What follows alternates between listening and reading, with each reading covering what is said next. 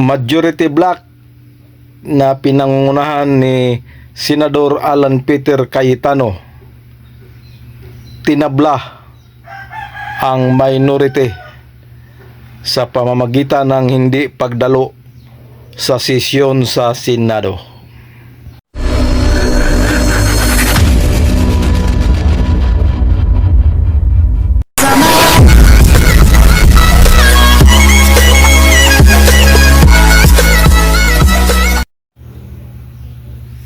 Hello, good morning, good morning. Isang mapagpalang araw ng Martes sa ating lahat mga kapobre. At pizza dos sa buwan ng Hunyo mga kapobre. Panibagong araw, panibagong biyaya, panibagong pag-asa, panibagong lakas, of course, panibagong vlog mga kapobre. For today's vlog, dadako tayo sa nangyari kahapon sa Senado. So kahapon po ay inantabayanan natin ang magiging sesyon sa Senado dahil alam natin marami po tayong aabangan. Una na doon yung motion ni Senador Marcolita na payagang dumalo sa sesyon yung mga senador na wala sa Senado via Zoom. Dahil noong isang linggo ay nagmosyon si Senador Marcolita pero tinutulan ng minority.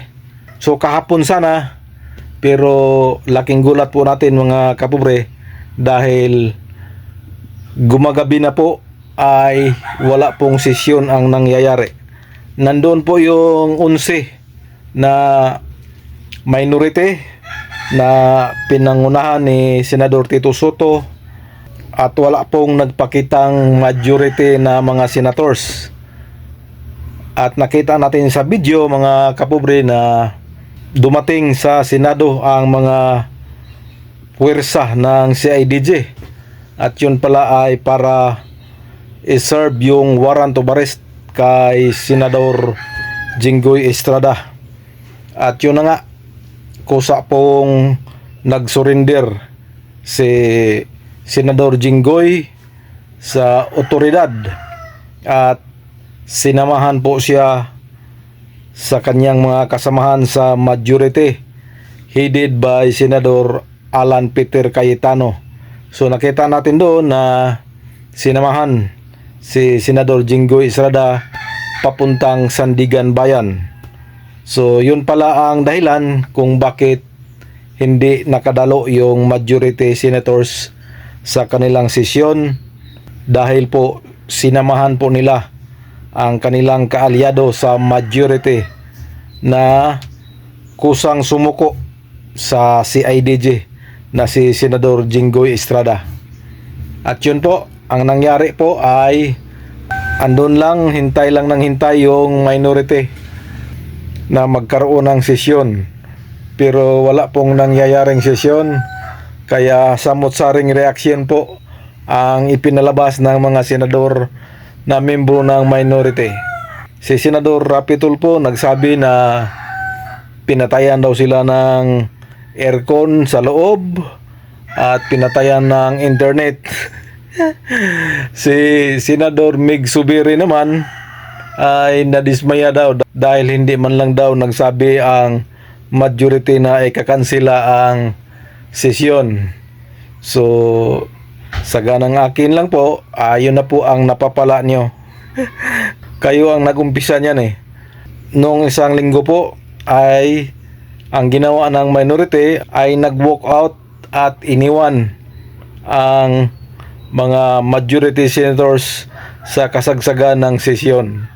So ito na ngayon, hindi walk out ang ginawa ng majority senators, kundi tinabla po ang minority. Wala pong nangyayaring sesyon. Yung mga minority senators ay naghihintay ng wala. Kaya hanggang paggabi na po, mga alas 7 pasado na yata yun sa gabi, ay tuluyan na pong lumabas at iniwan ng mga minority senators ang plenary sa Senado. dahil walang quorum po eh. 11 lang sila. Dahil yung majority ay nandoon sa Sandigang Bayan para alalayan at i-comfort ang kanilang kasamahan sa majority na si Senador Jinggoy Estrada. Kapansin-pansin din mga kapobre na yung kapatid ni Senador Jinggoy Estrada na si Senador GB Ejercito ay wala man lang paki kahit na inaresto na yung kapatid niya na si Senador Jinggoy. Andun lang si Senador GB sa loob kasama ang minority at nagpicture-picture pa sila doon. Samantalang si Senador Jinggoy Estrada, ang kanyang kapatid ay pinagkakaguluhan na ng media sa labas dahil inaresto na po ng CIDG. Buti na lang hindi po iniwan ng kanyang kasamahan sa majority na pinangunahan ni Senador Alan Peter Cayetano, at nakita din natin doon si Senador Rodante Marcolita, si Senador Amy Marcos, si Senador Mark Villar at saka si Senador Camille Villar na umalalay kay Senador Jinggoy Estrada. So yan po, sa kabuuan po, wala pong nangyayaring sesyon sa Senado kahapon mga kapobre. So tingnan natin at antabayan na natin kung ano na ang mangyayari doon sa motion na payagan na dumalo via Zoom yung mga senador na wala sa Senado. Kaabang-abang to mga kapobre, dahil pagdating sa butuhan ay magiging 11-11 na. 11 na lang sa majority at 11 din sa minority, dahil si Senador Jinggoy Estrada ay kasalukuyan po ngayon nakapiit sa CIDG, at si Senador Bato de la Rosa naman ay hanggang ngayon po ay hindi mahagilap. So ano kaya ang mangyayari dito mga kapobre? Dahil pareha na po 11 yung mga membro na nandoon sa minority at sa majority.